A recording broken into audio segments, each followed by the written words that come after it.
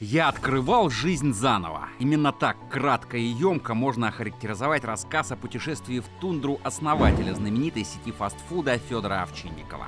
В какой-то момент накопленное прошлое, решение, успех или неудача начинают определять твое дальнейшее будущее. Ну вот построил ты большую компанию. Что дальше?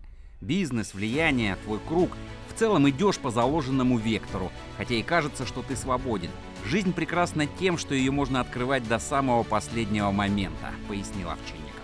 147 дней Овчинников провел в тундре в попытках понять, что такое «я» и реальность. Решение уехать вдаль от цивилизации зрело в нем последние несколько лет.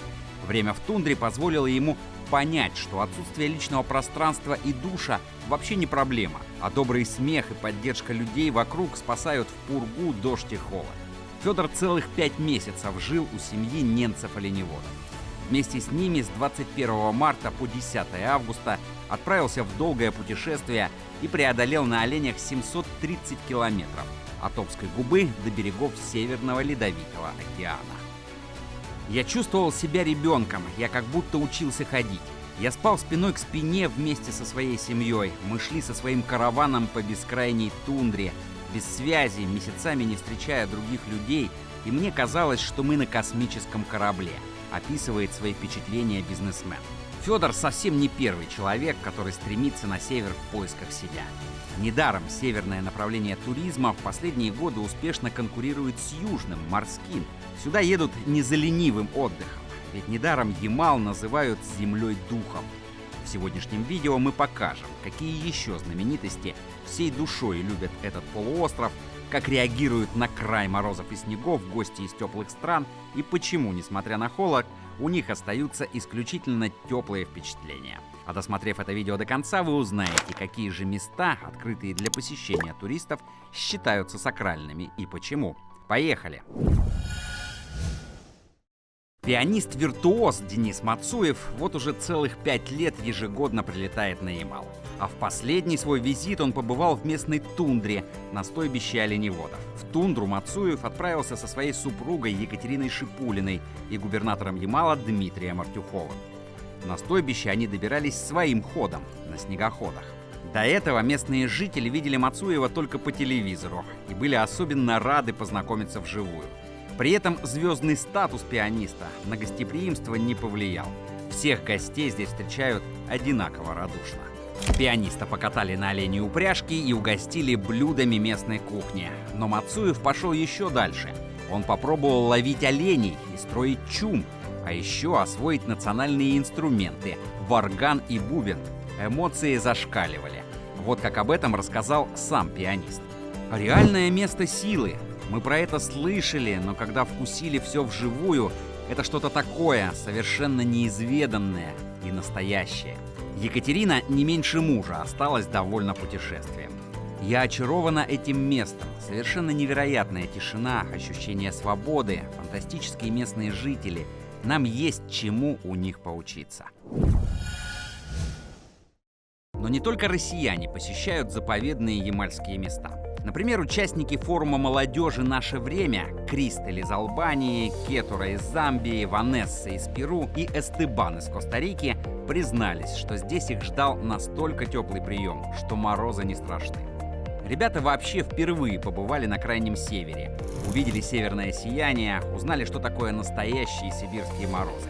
А еще примерили национальную одежду и познакомились с местной молодежью. Излюбленные места, как у туристов из других регионов, так и местных, ямальских ледник романтиков. Сюда едут, чтобы увидеть бирюзово-синие воды горного озера.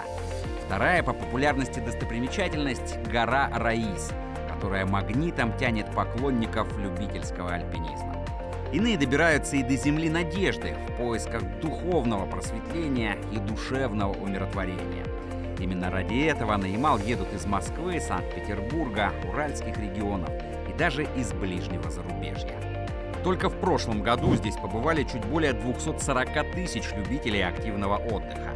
В туротрасли Ямала уверены, эти цифры будут только расти. Удастся ли уравнять север с югом по туристической привлекательности – вопрос открытый. Черноморское побережье свои позиции тоже не сдает. Но по оценкам известного сервиса путешествий, только за последний год прирост турпотока на Ямал составил 43%. А значит, арктическое направление у путешественников и просто отдыхающих становится все более популярным. Недавно на севере России открыли еще один удивительный маршрут – арктическое сафари. Это экскурсия в дикую природу Арктики с целью наблюдения за животными в их естественной среде обитания, которая проходит на специальных вездеходах. Однодневный маршрут начинается в Салехарде и ведет в природный парк Ингелор. Еще два места силы, открытые для туристов, это Нефритовая долина и риф Девонского моря. Первая получила свое название благодаря зеленым полудрагоценным камням – нефритам и жадеитам. Долина нефритов находится в месте разлома земной коры. Считается, что именно здесь можно прочувствовать первозданные энергии природы и полностью перезагрузиться.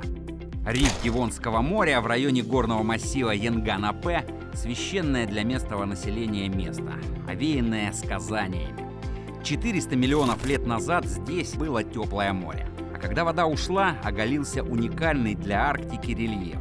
А еще в местных пещерах и карстовых озерах, по легенде, обитают духи-хранители. С ними нужно быть предельно почтительными и осторожными.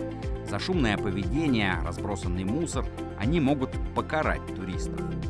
Дорогие друзья, а на этом наш выпуск подошел к концу. Но прежде чем мы попрощаемся, расскажите, какие удивительные места на русском севере посещали вы. Обязательно напишите об этом в комментариях и расскажите, что вас поразило или наоборот показалось странным и неправильным. А еще не забудьте подписаться на наш канал и активировать колокольчик, чтобы ничего не пропустить.